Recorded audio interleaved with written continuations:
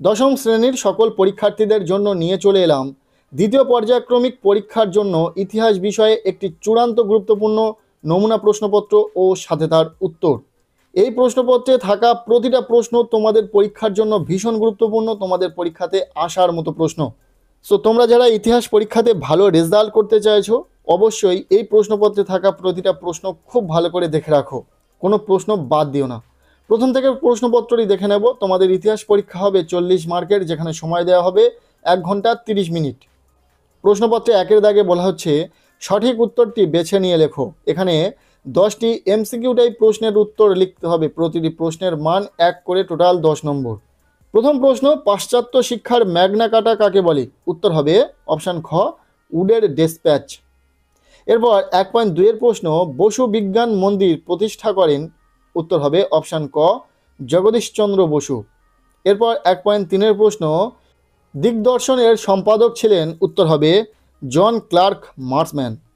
1.4 এর প্রশ্ন, রাষ্ট্রগুরু নামে পরিচিত ছিলেন? উত্তর হবে অপশান ঘ, সুরেন্দ্রনাথ বন্দ্যোপাধ্যায়। এরপর 1.5 এর প্রশ্ন, বর্ণপরিচয় প্রকাশিত হয়েছিল? উত্তর হবে 1855 খ্রিস্টাব্দে। 1.6 এর প্রশ্ন, বঙ্গমাতা ছবিটি এঁকেছিলেন? উত্তর হবে অবনীন্দ্রনাথ ঠাকুর। পরের প্রশ্ন, আনন্দ মঠ উপন্যাসটি প্রকাশিত হয়? উত্তর হবে বঙ্গদর্শন পত্রিকায়। নেক্সট 1.8 এর প্রশ্ন, মোপলা বিদ্রোহ হয়েছিল? উত্তর হবে অপশান খ, মালাবার অঞ্চলে। এরপর 1.9 এর দাগের প্রশ্ন, নিখিল ভারত ট্রেড ইউনিয়ন কংগ্রেস প্রতিষ্ঠা হয়েছিল? উত্তর হবে অপশান খ, 1920 খ্রিস্টাব্দে। 1.10 এর প্রশ্ন, আধুনিক ভারতীয় রসায়ন শাস্ত্রের জনক বলা হয়? উত্তর হবে আচার্য প্রফুল্লচন্দ্র রায়কে। এরপর প্রশ্নপত্রে 2 এর দাগ বলা হচ্ছে 2 এক কথায় উত্তর দাও। এখানে 6টি এসএকিউ টাইপ প্রশ্নের উত্তর লিখতে হবে, প্রতিটি প্রশ্নের মান 1 করে, টোটাল 6 নম্বর রয়েছে। প্রথম প্রশ্ন, কাকে বাংলার মুকুটহীন রাজা বলা হয়? উত্তর হবে সুরেন্দ্রনাথ বন্দ্যোপাধ্যায়কে। দ্বিতীয় প্রশ্ন, ভারতে প্রথম কোথায় ছাপাখানা শুরু হয়? উত্তর হবে গোয়ায়। 2.3 এর প্রশ্ন, অমৃত বাজার পত্রিকার প্রতিষ্ঠাতা কে ছিলেন? উত্তর হবে শিশির কুমার ঘোষ। প্রতিটা প্রশ্ন ইম্পর্টেন্ট। নেক্সট 2.4 এর প্রশ্ন, বেঙ্গল টেকনিক্যাল ইনস্টিটিউটের প্রথম অধ্যক্ষ কে ছিলেন? উত্তর হবে প্রমথনাথ বসু। 2.5 এর প্রশ্ন, বাংলার কৃষক প্রজা পার্টি কাদের উদ্যোগে প্রতিষ্ঠিত হয়? উত্তর হবে ফজলুল হক এবং আকরম খাঁর উদ্যোগে।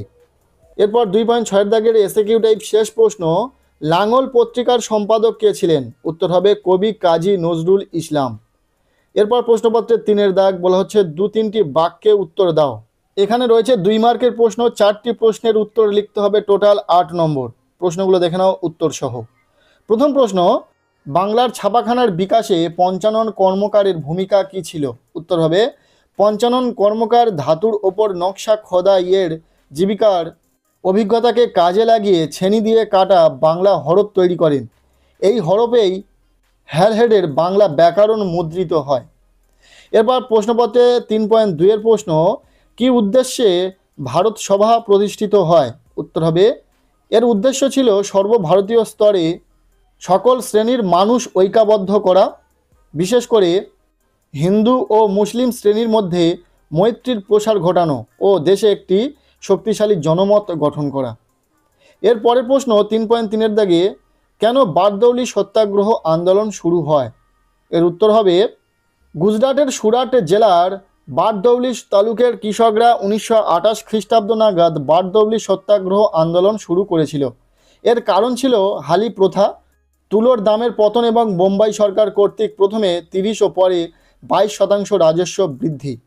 এরপর 3.4 এর দাগের প্রশ্ন, কারা শ্রীরামপুর ত্রয়ী নামে পরিচিত ছিলেন? উত্তর হবে শ্রীরামপুর মিশনের উইলিয়াম কেরি, জশোয়া মার্সম্যান এবং উইলিয়াম ওয়ার্ড শ্রীরামপুর ত্রয়ী নামে পরিচিত ছিলেন। এরপর প্রশ্নপত্রে 4 এর দাগ বলা হচ্ছে 5 থেকে 7টি বাক্যে 2টি প্রশ্নের উত্তর দাও। এখানে 4 মার্কের প্রশ্ন রয়েছে, 2টি প্রশ্নের উত্তর লিখতে হবে, টোটাল 8 নম্বর। প্রশ্নগুলো দেখে নাও। প্রথম প্রশ্ন, কারিগরি শিক্ষার বিকাশে বাংলায় বেঙ্গল টেকনিক্যাল ইনস্টিটিউটের কি ভূমিকা ছিল? ভীষণ গুরুত্বপূর্ণ প্রশ্ন, খুব ভালো করে পড়বে। এরপর দ্বিতীয় প্রশ্ন, নিখিল ভারত ট্রেড ইউনিয়ন কংগ্রেস সম্বন্ধে কি জানো লেখো। এটিও গুরুত্বপূর্ণ প্রশ্ন। এরপর 4.3 এর প্রশ্ন, 1857 খ্রিস্টাব্দের মহাবিদ্রোহের প্রতি শিক্ষিত বাঙালি সমাজের কিরূপ মনোভাব ছিল? এই প্রশ্নটি বেশিরভাগ স্কুলে কিন্তু এবছরে আসতে চলেছে, দেখে নিও। এরপর প্রশ্নপত্রে 5-এর দাগ বলা হচ্ছে 15 থেকে 16টি বাক্যে একটি প্রশ্নের উত্তর দাও। এখানে রয়েছে 8 মার্কের প্রশ্ন, ঠিক আছে।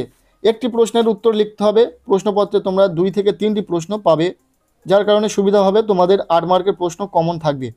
প্রথম প্রশ্ন, 19 শতককে সভা সমিতির যুগ বলা হয় কেন? ভীষণ গুরুত্বপূর্ণ একটি প্রশ্ন। এরপর দ্বিতীয় প্রশ্ন, রবীন্দ্রনাথ শিক্ষা চিন্তা ও শান্তিনিকেতন ভাবনার সংক্ষিপ্ত পরিচয় দাও। এই প্রশ্নটিও যথেষ্ট ইম্পর্টেন্ট একটি প্রশ্ন।